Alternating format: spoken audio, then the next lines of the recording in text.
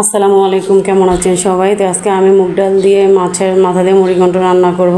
তো রান্নার জন্য যা যা মশলা দরকার সবগুলো মশলা আমি গুছিয়ে নিয়েছি। এখন আমি মাছটা ভেজে নিব।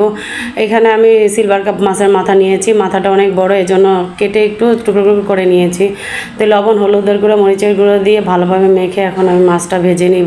আমাদের ঘরে বড় মাছের মাথা হলে বেশিরভাগ মুড়িঘণ্ট করে খাওয়া হয়, আর মুড়িঘণ্টটা ভালোই লাগে বড় মাছের মাথা দিয়ে। তো চুলায় একটা কড়াই বসিয়ে দিয়ে পরিমাণ মতো সয়াবিন তেল দিয়ে তো এখন আমি ভালোভাবে মাছের মাথাগুলো ভেজে নিব। তো এইভাবে আমার মতো কারা কারা রান্না করেন কমেন্ট করে জানাবেন। তো আমি যেভাবে রান্না করি ওইভাবে আপনাদের সাথে একটু শেয়ার করলাম।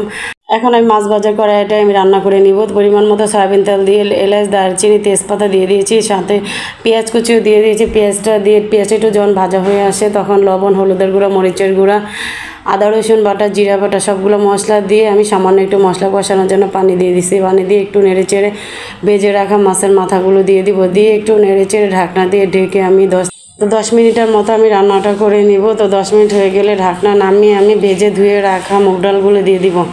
তো আমি আগে থেকে মুগ ডালটা ভেজে আধা ঘন্টার মতো পানিতে ভিজিয়ে রেখেছিলাম। পানিতে ভিজিয়ে রাখলে হয় কি একটু তাড়াতাড়ি হয়ে যায়। তো মুগ ডালে দেওয়া হয়ে গেলে নেড়ে চেড়ে ঢাকনা দিয়ে ঢেকে 10 থেকে 15 মিনিটের মতো আমি আরও রান্নাটা করে নিব। আর বড় মাছের মাথা হলে মুগ ডাল দিয়ে মুড়িঘণ্ট খেতে কিন্তু অনেক ভালো লাগে। ডালটা আজকে অনেক মজা হয়েছে খেতে। তাই ভালোভাবে আমার মুগ ডালটা কষানো হয়ে গিয়েছে। এখন পরিমাণ মতো পানি দিয়ে দিব। দিয়ে নেড়ে চেড়ে ঢাকনা দিয়ে ঢেকে আরও কিছু সময় নিয়ে আমি রান্নাটা করে নিব। তো ঢাকনা নামিয়ে একটু নেড়ে দিব, সাথে 4-5টা কাঁচামরিচও দিয়ে দিব। তো ডালটা পুরোপুরিভাবে সিদ্ধ হয়ে গিয়েছে। এখন উপর দিয়ে কিছু ভাজা জিরার গুঁড়ো দিয়ে আমি নামিয়ে নিই। এমন একটা মুড়িঘণ্ট বা ডাল থাকলে ভাতের সাথে কিছুই লাগে না, 1 প্লেট ভাত তৃপ্তি সহকারে খাওয়া যায়। তো আমার রেসিপিটি কেমন লেগেছে কমেন্ট করে জানাবেন।